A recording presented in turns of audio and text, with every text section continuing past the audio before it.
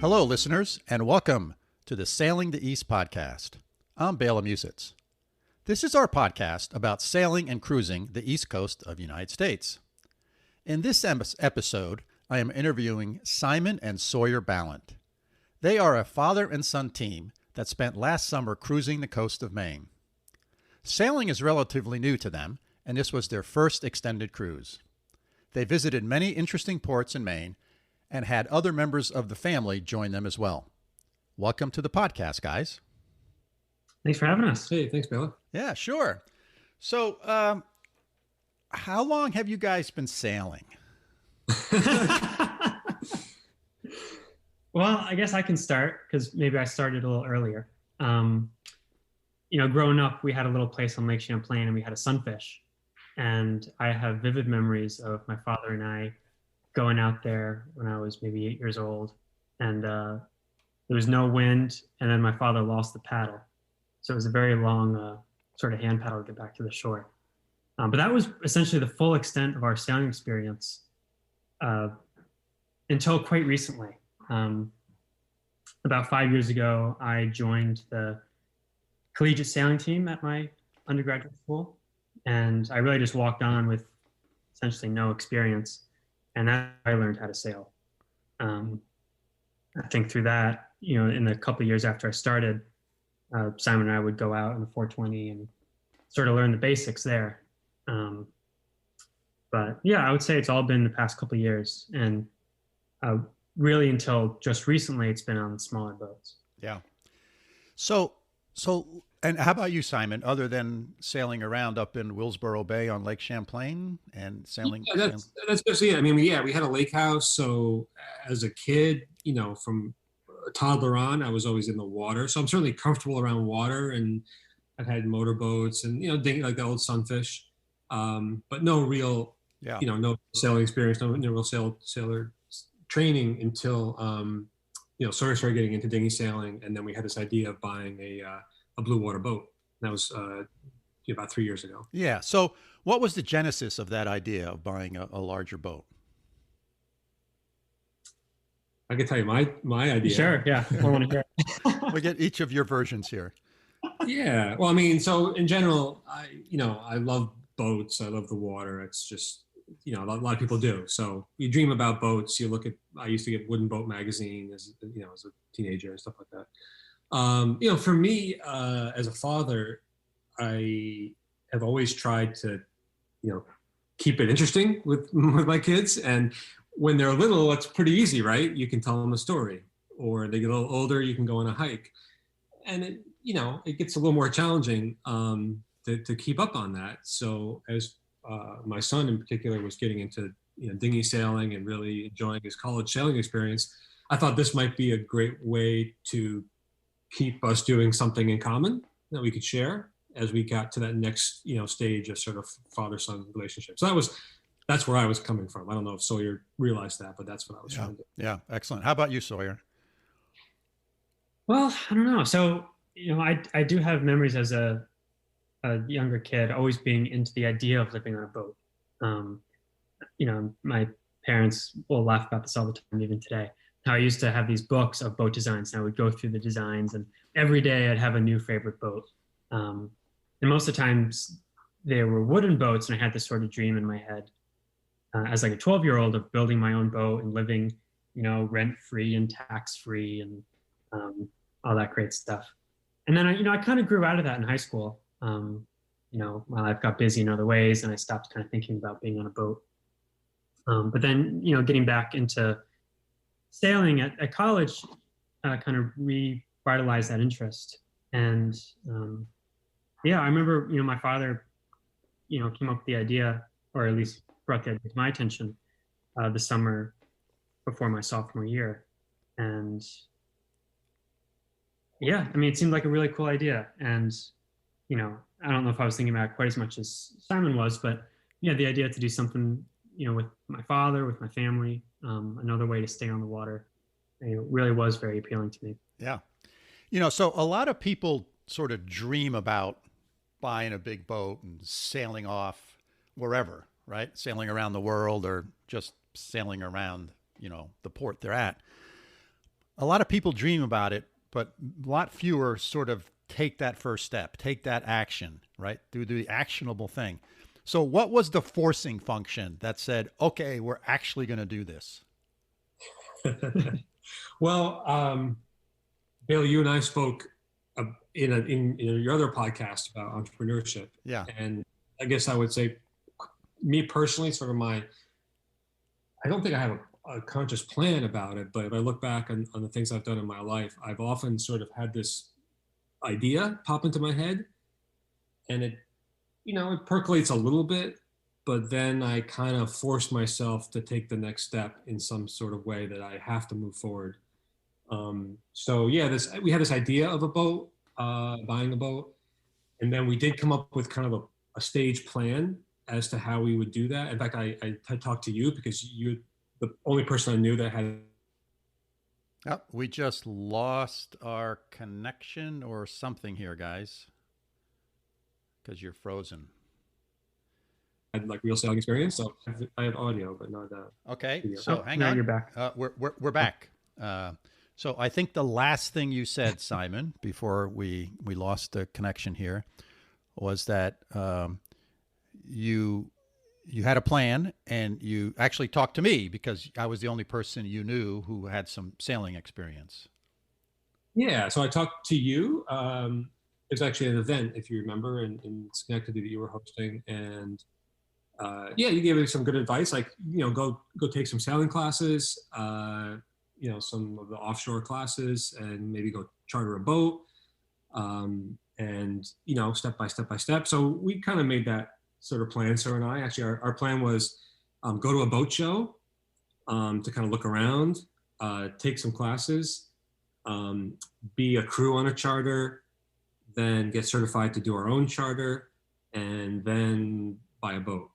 And we went to a boat show.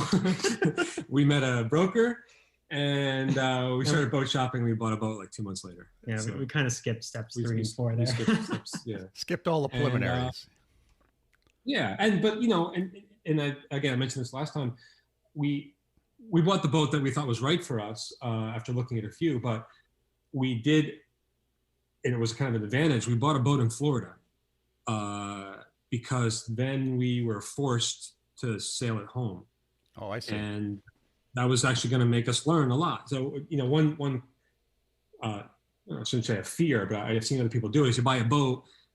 It's really exciting, the whole buying process, and then it sits in the dock, and you never have time to go actually sail it. And maybe you gradually get some experience, but it takes you 10 years to get 100 hours on the water. We had to get from Florida back home, which meant we had to travel 2,000 miles one way or the other. And with your help and some time, we figured it out. And therefore, when we got to Providence, we had 1,000 miles under our belt. We had learned actually quite a lot. Right. Yeah, and you forced yourself, like you were saying earlier, once you take that step, you buy the boat in Florida, you got to take the next step, which is get it home, unless you're going to pay someone to do that. And yeah, why do that? I have a little trick too, is I'll tell someone what my plan is, because then I can't back down because I've already put it out there. Yeah. I think other people like that. And so tell the audience what boat you ended up buying and sort of what your process and thinking was about that particular vessel. Sure. So we ended up in the end buying a Passport 40. And, when we first started the process, one of the kind of debates we were thinking in our head was, with the budget that we had, do we buy a newer, say 5 to 10 year old boat that is more of a production style boat, or do we buy a 20 or 30 year old boat that's more of a custom or semi-custom blue water type sailing vessel?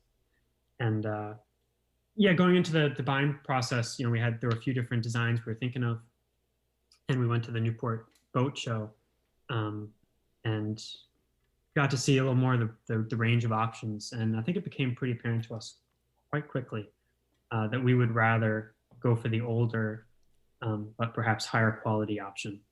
And I think the reason for that, in part, is due to our background off the water. We've been involved in construction and building maintenance and tackling projects for a very long time. And so the thought of having a fixer-upper kind of boat really wasn't that scary to us. Yeah. Yeah, I think it's anything like when we buy and fix buildings, we're looking at the the fundamentals of the structure, and we want something really sound, and we can fix the cosmetic stuff and add toys to it. Right. So that was our approach. And we also had this idea too, which once we kind of skipped right ahead to buying a boat, our next plan we're starting to skip ahead to is like we want to sail across the Atlantic or sail around the world. So a blue water boat made sense, for that reason. Yeah. Yeah. Excellent. So you've had the boat now for 3 years, I think. And what year is the boat again? It's 1989. So it's a 1989. So it's older, but it's not that old. Mm-hmm. Have there been any surprises that you sort of, that didn't show up on survey or that you didn't expect, or, part of the challenges of owning an older boat? No, I can't really think of any. I mean, there were the things that you hear about in the boating community when we were looking at buying the boat. So in this, so as probably every boat sort of has its list of 3 or 4 things that you may want to look out for based on when it was built or how it was built. And in the Passport 40s, and maybe other boats are like this, blistering can be a problem. So we looked for that in our survey, and we did actually find pretty significant blistering. But that was negotiated in the sale, and we had a plan to get that fixed. No, I think the boat's been really a gem. We've definitely added a lot to it. I would say not really surprised, but to add all the things we wanted for our kind of cruising plan, it's been a fair amount of money. We've probably put $20,000 or $30,000 into the boat. We didn't have to. It's not like we were stuck, but once you start going, you try to do some downwind sailing, you realize, wow, a whisker pole would be really great. And you start researching whisker poles, and you realize, like a mast-mounted track whisker pole is the way to do it. And then before you know it, that's $4,000. But it's fine. That's it's part of the fun for us. And I don't know, you spend your money on something, so we enjoy spending it on the boat, kind of like you would on your house. Yeah. And so I sort of recall that Sawyer graduated from university a year and a half ago, Mm-hmm. I think. And you guys, the plan was to sail across the Atlantic from the United States to someplace over in the continent. It was, yes. That summer. And then something called COVID sort of happened. Those are dark days. That was Yeah. pretty tough. So talk a little bit about sort of, that's like an unexpected thing. It's like, oh crap, we've been building up to do this great thing together, and now all of a sudden we can't. So talk about sort of how you dealt with that and sort of, the things that you learned from that process. Sure.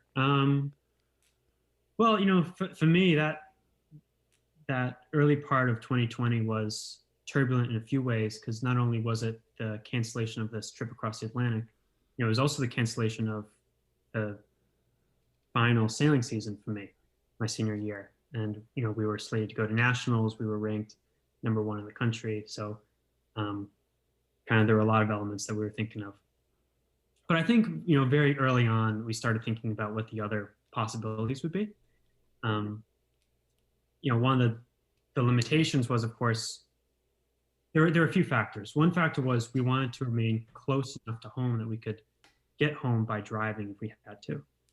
So if there was some sort of family emergency, we wouldn't be forced to take an airplane.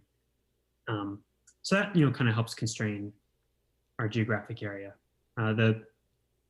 The closing of the international border between the US and Canada and the US and Europe also kind of offered a constraint. So, we had a few different options available to us.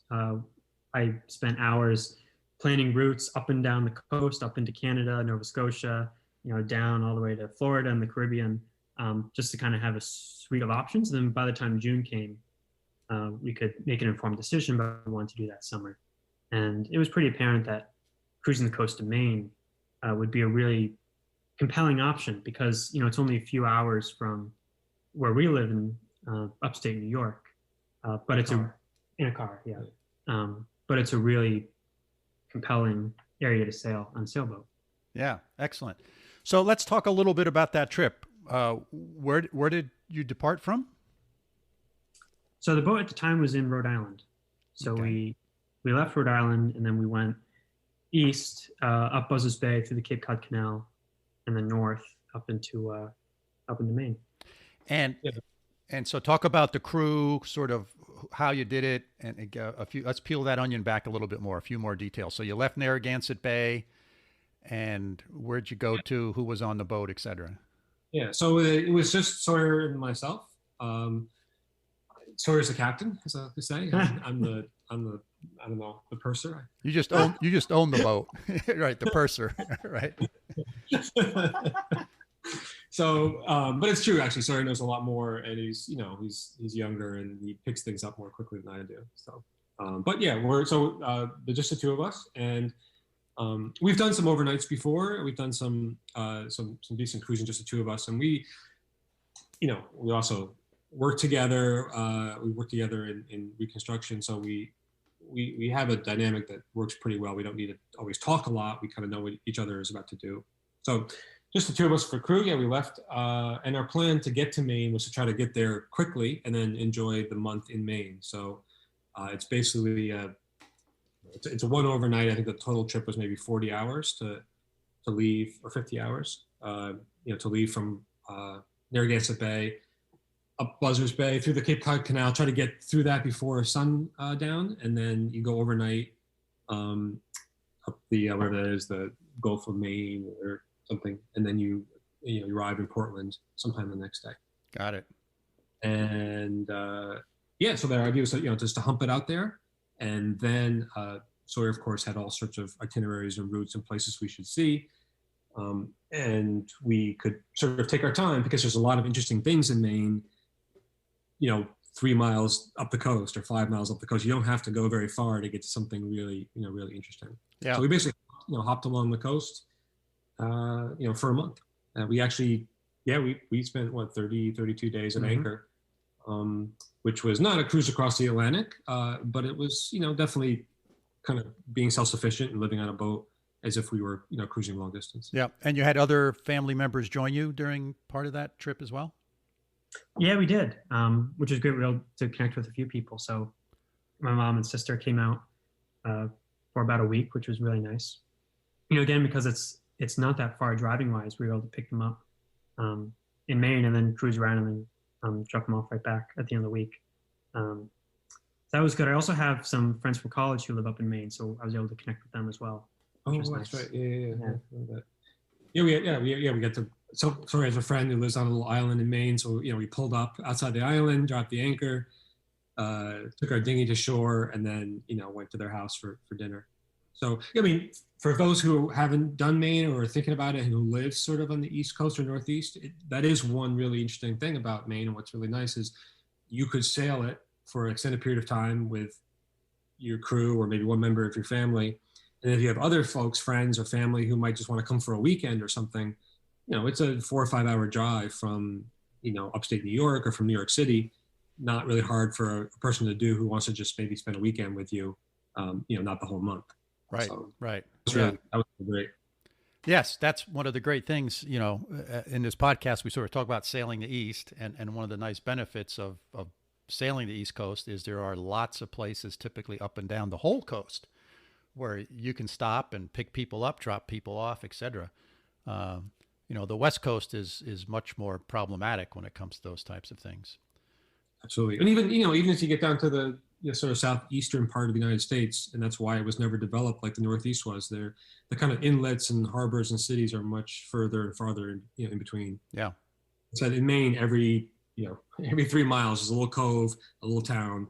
And if you're in a car, you can always drive there. Yeah. Okay. Yeah. So what were some of the places you went to? Can you recall some of them?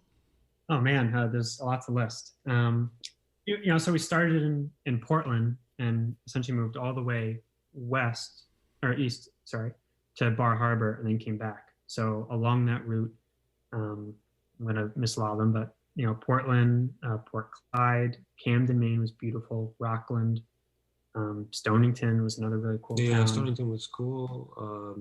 Let's pick one that's really interesting. I think Mohegan Island is an absolute gem, and that's something that we discovered kind of by accident. I think maybe sort of read about it, but we stopped there both on our way up and our way back. So Mohegan Island is about halfway up the Maine coast. It's about 10 miles offshore. It's a tiny little island, but it's got a little settlement on it that's probably an old, fishing settlement, and it's becoming like an arts colony. So in the summer, at least non-COVID times, there's a decent community of retired folks who do watercolors on the beach. That actually helps keep town going. So even though there are only 30 or 40 residents there, it has a brewery, it has a coffee shop, it has all the little things that only can exist because money flows in. But it's not touristy. It's not like going to Provincetown or something like that. It's very authentic. There's still lobstermen there. It's absolutely gorgeous. And when you pull in and you look at the fish houses, they call them, that are on the water, I don't think they have not changed in 140 years. They're the same little huts that have been there since the late 19th century. Yeah. So that's cool. Yeah. So it sounds like there's just lots and lots of places to explore and visit, little towns, little communities all along the coast of Maine. So what were some of the cruising challenges in the coast of Maine, right? This was your kind of first trip up into the northern part of the country. So what were some of the challenges? Well, I guess one thing that maybe was new to us, well, I'll say that there are two things. First one is the fog, which is what most people complain about when they talk about Maine.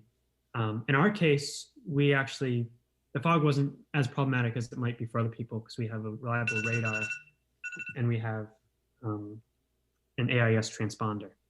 So, most of the lobster boats don't have AIS, but we can see them on radar. And then with the commercial vessels, we can see them and communicate to them digitally. So I thought the fog was kind of cool, but I can imagine for people who don't have that technology and aren't as comfortable in the fog, that would be a real hindrance because most mornings, you couldn't see the bow of your boat. Absolutely, yeah. We certainly, and we got some video of that, cruising, Sawyer in the front, I sort of look out, I'm at the helm, and I don't think we could see 20 feet. Wow. For real. But it's quiet, with the fog. And then, we would try to keep the engine off if we could and sail. That's one of the things that they tell you to do. And you could hear the lobster boats. They could hear their diesel engine as they were kind of picking up the crab pots. You couldn't see them until they were literally 20 feet away, but they knew where you were. I mean, they're pretty experienced. And that was something different. That was kind of fun. A lot of lobster pots as well. Yeah, that's something too that I think we learned and we got used to over time. So when we first left from Florida and we were going up the coast, I remember like if we saw a crab buoy or a fish buoy or something, it might be half a mile away, and we'd have a guy on the bow pointing at it like, lobster pot, 2 o'clock, and we'd like veer violently. By the end, I don't know, we maybe shouldn't say this. Some people in Maine are gonna get mad. But we had this sort of game where we would try to hit the lobster buoy with our dinghy that we were towing behind. If we could do that, we would get points. So basically, we were getting very, very close to the lobster buoys. And, they can be dangerous. You don't want to get entangled. But we have a prop cutter on our boat, which we installed. That was really useful. And you kind of, I don't know, as you get more experience, your sense of space changes. And we learned when it was dangerous and when it was not. And being a couple feet away from a pot, as long as looking at the wind was fine. Yeah. The only thing I would say is anchoring is a challenge because of that. So in many of the places in Maine, the bottom's quite rocky. So it's not like just mud in the Chesapeake. You got to kind of find a good spot, and it's kind of hard to find like 50 feet of swing room without a lobster pot. So you certainly don't want to swing around, get yourself all tangled up, and then have to sort of figure that out in the morning. So it took us sometimes 3 or 4 attempts to get to that right spot with an anchor. That's one thing. Got it. And the other challenge I'll say about Maine too, in terms of anchoring, is the tides in Maine are quite high. Yeah. It's a high range, and the anchorages tend to be deeper than they are in other parts of the East Coast. And what that means practically is you have to put out a lot of chain. So you have to think about your swing room because it's going to change a lot and it's going to be very large. It's not like in the Chesapeake where it's, 8 feet at low tide and 10 feet at high tide and you can get away with 40 feet of chain. You might be putting out 120 feet. And at low tide, that's a big radius. We had that. Remember that? What's that little place next to Kennebunk? It's like a cove that we found this little cove. We anchored in there. It was sort of in the afternoon, and you can take a dinghy kind of through these little channels to get to the town. So we did that. It was cool. We walked around the town, and then we were thinking, we didn't check the tides. I wonder if everything's all right. So we looked at our app and we realized that, there's like a 7-foot tide and we had anchored at high tide and the tide was dropping fast. So we ran to our dinghy. We tried going back the way we came and, it was just a sandbar now. So we couldn't get back to the boat without going out into the open water and coming around the point. This is in our 8-foot little, homemade dinghy.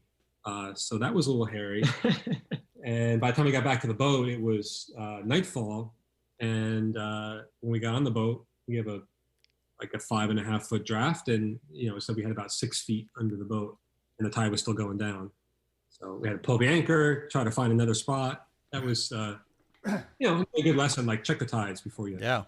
Well, and it's 6 feet and it's rocky. It's not sandy. No, exactly. It's not like Chesapeake mud where you just plow through it to get to the harbor. You don't hit the bottom. Right. Very good. So, and then on your return trip, did you drop the family off in Portland and the two of you make another nonstop trip back from Portland, or how'd you guys do that? I'm trying to remember. I think we had a couple of stops. We were going to do that, and we decided instead, to kind of see some places in Massachusetts and then go over to Cape Cod. Oh, that's right. Yeah. So we ended up kind of cutting straight down and came into Provincetown. That was. We made one stop, I think, on the way. Yeah, something in like near Gloucester, Massachusetts, and then we cut across that Cape Cod Bay or whatever it's called. That was super awesome because we were cruising along and we saw a whale blow, and we're like, what's that? And by the time we realized what it was, there was a humpback whale sitting in front of us, 20 feet in front of us. Wow! Just out. So we got to sort of just stop and watch him or her do what it was doing. So that was like a whale watching, free whale watching. Yeah. Really cool. It's remarkable. I've spent a fair amount of time on the water, mostly freshwater, and swimming and snorkeling, and you can snorkel for 5-6 hours in freshwater and not see a fish. But you go into the ocean, salt water, it's just abundant with life. It's just remarkable how, so if you like that kind of stuff, the ocean is like a gold mine. I mean, some of it's nasty stuff like jellyfish and things like that, but still it's just remarkable the amount of sea life that you'll see. Yeah, that was really shocking to us too. Yeah, same thing. Like we grew up on, lakes up in New York and Lake Champlain. Maybe 200 years ago, there was more life. These days, unfortunately, a lot of these high altitude lakes, not a lot of life. At least don't see it. And you're right. Yeah, you're out in the ocean. Certainly dolphins and whales. We've seen sharks jump out of the water. Like Shark Week kind of thing. Actually, coming across the Cape Cod Canal once, we saw a fin in the distance, and we thought maybe it was like one of those sunfish. Those giant sunfish that float on top. So we sort of turned around to come, check it out. We stopped the boat. It was maybe 50, 100 feet away from us. And it started swimming towards us. And, we were both standing on deck, check out this sunfish. And got about 10 feet away, and suddenly you can make it out in the water. And it was a great white shark that we know was 20 feet long because it turned alongside the boat and was half the length of the boat. Wow. And, even though whales are bigger, I've never been so impressed by, piece of wildlife as that. It was just an absolute beast. Yes. So, yeah, no, you get to see a lot of stuff. And I think that's a lot of part of the fun of sailing. So sailing is, I tell people too that don't know about it, it's, it's a certain part sport. It's a certain part kind of travel. It's a little bit of camping. It's a bit of like, wildlife, nature appreciation too. Yeah, absolutely. So what are the plans for this summer? Well, we don't have anything, set in stone. So I have a job now in Rhode Island. Job. I know. It wasn't part of the plan. Yeah. No, COVID wasn't either. Yeah. So right now, so we brought last fall, we brought the boat down to North Carolina. So we did a couple sort of winter cruises to get down there. And we're in the process of bringing it back up. We did a week to bring it from North Carolina back to Annapolis. We got a little bit of work to do there. And then another 2 weeks time, we're going to go from, now it's just me, go from, because he's working. I'm going to go from Annapolis back to Narragansett. That's where we'll keep the boat. And I think we'll do, some long weekends. We'll probably do a week or so. Nice thing about the East, that part of the world, and we may talk about it more later, is, you've got places like Martha's Vineyard and Nantucket and Cape Cod. They're nearby. And unlike when you have to drive 6 hours to get to the end of Cape Cod, when you arrive these places by boat, it's really enjoyable. You don't have the tourist crowds. You kind of doing your own thing. You're not paying $500 a night for some little hotel room. So there's a lot of nice spots kind of in that part of the world that we could cruise for a long time. Yeah, it is a very nice cruising ground. Very nice. So a couple more questions and then we'll wrap this up. So reflecting back on several years now, you've owned the boat and you're cruising. What sort of words of advice or lessons learned that you would want to share with our listeners? I got one. Sorry. All right, go for it. So we mentioned before, we talked about we bought this boat and we didn't know what we were doing, and that's all kind of true. But we, we're not cavalier, so we did find somebody that knew a bit about sailing to come with us. So in that first couple trips we made from Florida up, it was Sawyer and myself and a guy who'd been sailing for 20, 30 years, and we learned a ton from that. You learn by doing, but you also learn, by having someone with you. Right. I really recommend that. If you're getting, into sailing, even or maybe you've done it a little bit in the past, try to find someone to come along. And, usually you get a boat and you're willing to pay for the food. People are willing to, to hop on. Right. Right. And who was that guy that you dragged along? He's this famous, podcast celebrity. Yeah, Bela Musits. Yeah, he's got us the ropes. Yeah. But actually, what's funny, Bela, is I'll tell you this. So you're, in my mind, right? You're this super salty, experienced sailing guy, and you've done all these trips, whatever. And I think it was the first night, we decided to do an offshore. Yeah. And you're like, oh, great! I've never done an offshore before. Overnight. Wait a minute, Bela. I thought you're the expert. Right. So I think you're able to learn a little bit too. Oh, absolutely. A ton of sailing. We did some new things that we both learned from. Yeah. No, that was one of the highlights, and I remember that trip for the rest of my life. I thought it was great because I learned a ton, and I thought it was fabulous. I still remember bringing the boat out when you picked it up from the owner. And, coming out the canal system there, and it was like trying to drive in Boston through all the traffic circles. I mean, it was unbelievably busy. And then there was the police helicopter flying around and the police boats because they were chasing some criminal along all these mansions that line the canal. Absolute chaos. And you got to remember, that was my first experience on a boat. So I basically assumed that's what sailing is like. Police helicopters and, right. $500 million mega yachts and, just absolute, like you said, driving through Newark or Boston. Yeah. And no, most of sailing is not like that, actually. In fact, once we got out of there, I was surprised. So maybe this is something else from a lesson. I'm actually surprised how quiet the water is. We've sailed up and down the East Coast a lot, a couple times now. There's 100 million people on the East Coast. The East Coast has a 400-year sailing history. If any part of the country, we're kind of the sailing part of the country. Even in the summer, going up Buzzards Bay, maybe you see 4 or 5 boats. Right. It's right. Quiet. And you go offshore a little bit, you see nobody. Nothing, which is nice, but also, you got to make sure that you're pretty self-sufficient because there's not a lot. Yeah. Okay, so one word of advice is if you have inexperience, bring someone with you who is more experienced. Now, the two of you guys have tons of experience, probably as much, if not more, than the average coastal cruiser. What other kind of lessons learned or advice would you have? So I came into this with a little more of a collegiate dinghy racing background.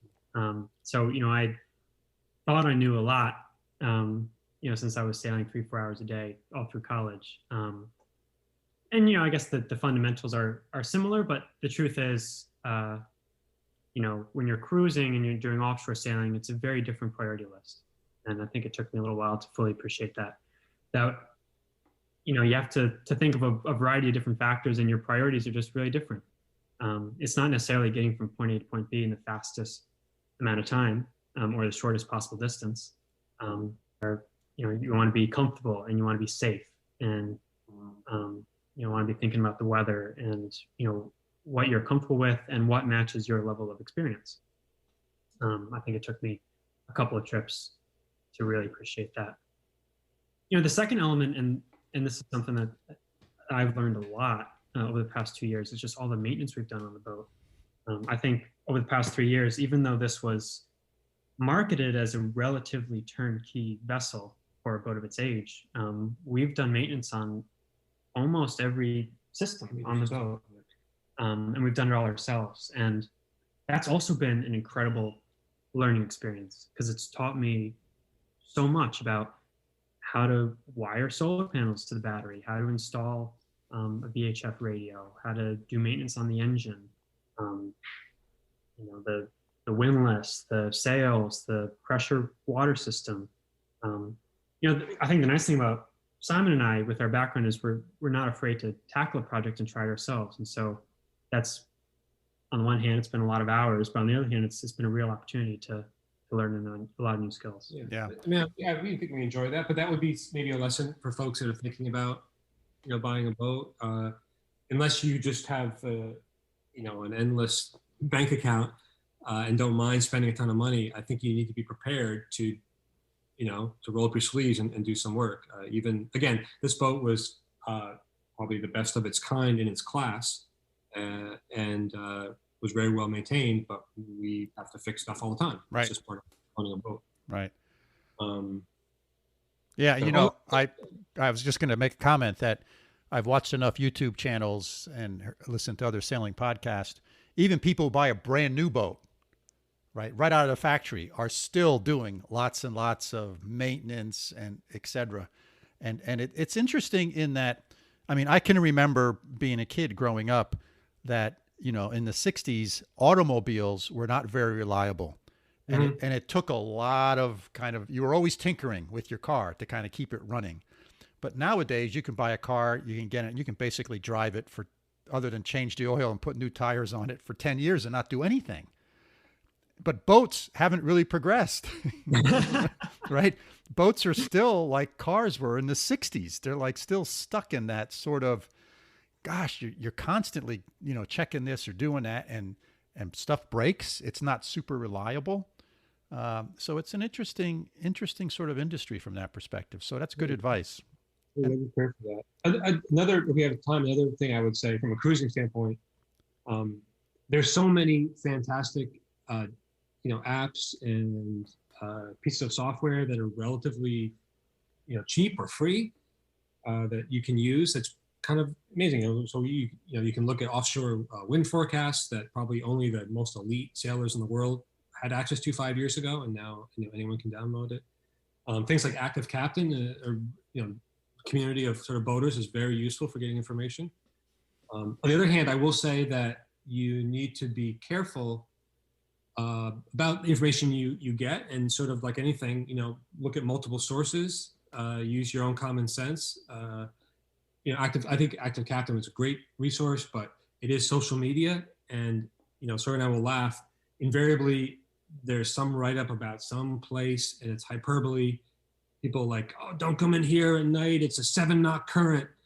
And they're like, really? That's a lot of current, And then Sawyer will pull up the, NOAA 20-year study that shows the maximum current ever recorded in 15-minute increments was 1.8 not. So, you gotta look at different things but there's lots of information, and we'll tend to do that. We'll tend to really kind of analyze our next trip or our next anchorage, kind of like we'd be, sussing out any kind of problem. Yeah.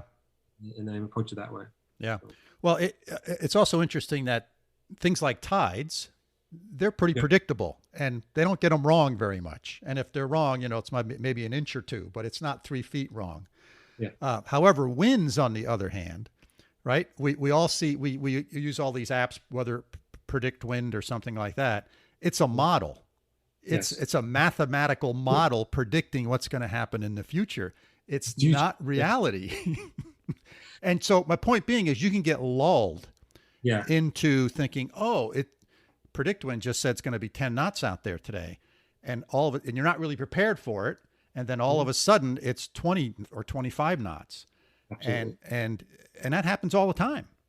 Right. And plus there's these local phenomenons that happen, within a bigger weather geography. There's these micro little weather things that happen.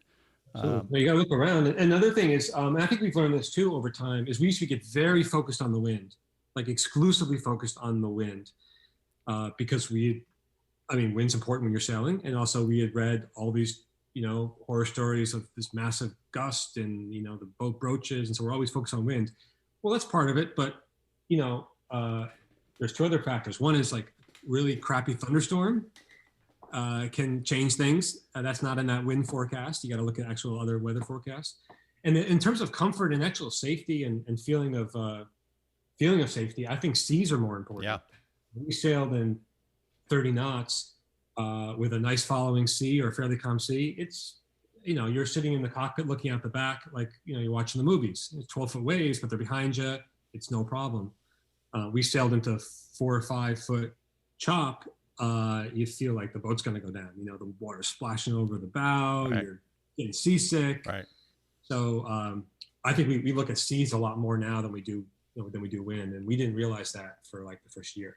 So. Yeah, I remember when we were bringing the boat up from Florida, and we were looking at wind a lot, and that one of the nights we got a pretty good batch of thunderstorms, and I remember calling my wife the next morning and saying, yeah, we got into these bad thunderstorms and stuff. And she said, well, didn't you watch the weather forecast?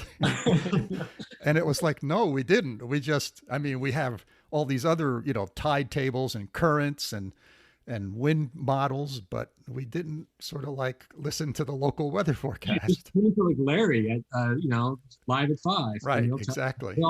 There's several elements that are important. Yeah.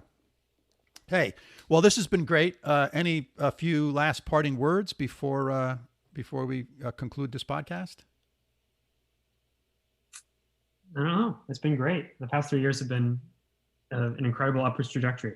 I would say for sure, like I've never felt like we made a bad decision. I never regretted, before we bought it, I thought, oh man, what happens if like we don't like the boat or, yeah. It's been, even the bad times, were learning experiences, and no, it's been great. And it's just basically, owning a boat, it forces you to go out and do stuff. Yeah. So that's one of the best things. Well, that's great. Hey, thank you very much for being on the podcast. You guys were great. I really enjoyed it, and it was nice catching up with you. Have a great day. Yeah. All right. See you again. Yep. Bye-bye. I hope you all enjoyed the interview with Simon and Sawyer. It was great to hear about their sailing journey. So listeners, thanks for joining us for another episode. We hope you found this episode interesting and thought-provoking. If you have any questions about what we've discussed, please get in touch with us. Our email is sailingtheeast@gmail.com. And if you enjoyed the podcast, let us know, or better yet, tell a friend. So until next time, signing off from upstate New York, fair winds and calm seas.